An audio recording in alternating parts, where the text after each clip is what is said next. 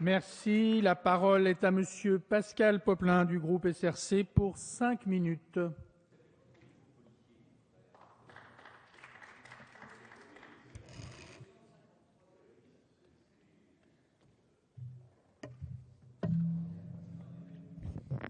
Monsieur le Président,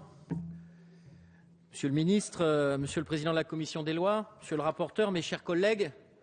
au cours des 10 dernières années, la politique d'immigration s'est caractérisée par une accumulation de coups de menton, beaucoup de confusion, de l'instrumentalisation, sans que les flux migratoires ne soient pour autant convenablement maîtrisés et régulés.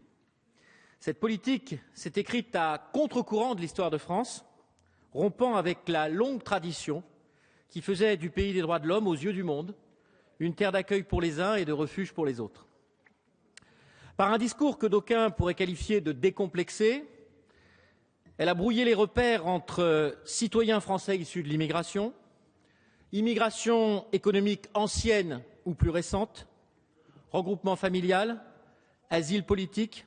immigration clandestine, confondus dans de douteux amalgames qui n'avaient pas toujours beaucoup à envier aux arguments que nous venons d'entendre en ce début de débat pour la défense de la motion de rejet préalable présentée par Madame Maréchal et qu'il nous faudra subir de nouveau lors de l'examen de quelques amendements d'origine et d'inspiration similaires si nos collègues nous font la grâce de revenir. Sur le plan législatif et réglementaire, le bilan de 10 années de politique d'immigration s'est traduit par un empilement de textes dépourvus de cohérence, qui s'est avéré bien souvent incompréhensible et inapplicable, donc inefficace, tout en étant profondément injuste envers ceux qui avaient légitimement vocation à rester durablement sur notre territoire. Du point de vue sociétal, il a conforté ceux qui ont pour projet de conduire notre pays sur la voie du repli identitaire, là où la crise difficile que traverse la France depuis plusieurs années aurait dû, au contraire, appeler à davantage de cohésion et d'unité. C'est avec ce bilan que nous voulons rompre, sans laxisme ni démagogie,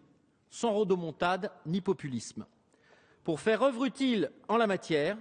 il nous faut, me semble-t-il, faire preuve de la plus grande pédagogie. Faire preuve de pédagogie, c'est en premier lieu, comme vous l'avez souligné depuis votre prise de fonction, Monsieur le Ministre, assurer un principe simple et de bon sens. Une immigration réussie et de nature à être comprise par nos concitoyens est une immigration organisée et maîtrisée. Elle doit en ce sens s'appuyer sur un cadre strict, stable et clairement établi, en même temps que sur des critères objectifs et cohérents qui s'appliquent à tous de la même manière. Le projet de loi que nous examinons aujourd'hui répond précisément à cet objectif. La situation de vide juridique introduite par les récentes décisions de la Cour de justice de l'Union européenne, puis par la Cour de cassation, s'agissant de la retenue des étrangers et du régime de garde à vue, ne permettait plus, à ce jour, à notre pays de lutter efficacement contre l'immigration clandestine.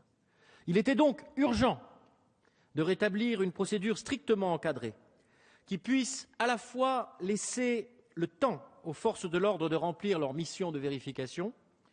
tout en étant porteuse de respect des droits dont disposent, comme toutes les autres, les personnes en situation de retenue. Le texte que nous examinons aujourd'hui a trouvé, me semble-t-il, un point d'équilibre satisfaisant